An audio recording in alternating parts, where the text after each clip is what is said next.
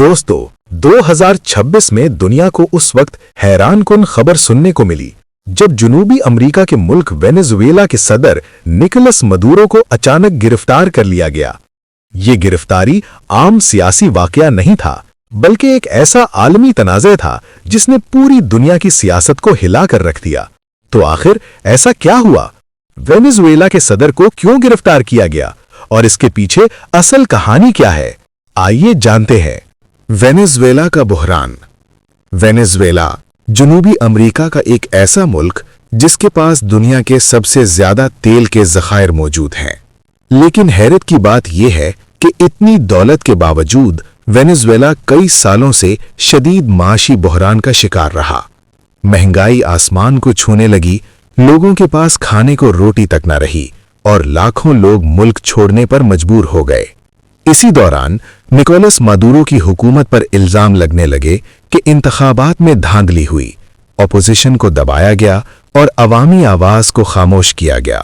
America के संगीन इल्जामात। 2020 में अमेरिका ने निकोलस मदुरो पर इंतहाई संगीन इल्जामात लगाए। उन पर इल्जाम था कि वो मंशियात की स्मगलिंग, करप्शन, दहशतगर्दी की मदद और बैनुल-अक़वामी जराइम में मुलव्विस हैं।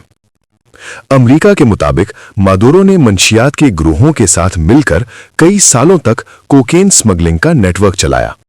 ये इल्जामात दुनिया भर में बड़ी खबर बन गए, लेकिन मदुरो ने इन तमाम इल्जामात को सियासी साजिश करार देकर मुस्तरद कर दिया।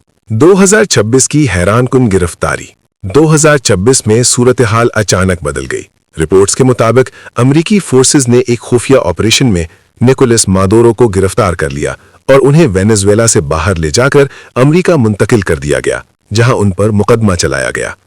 उन पर इल्जामात थे नार्को टेररिज्म, मंशियात स्मगलिंग, असलहा जराइम, बैनुल-अक़वामी साजिश।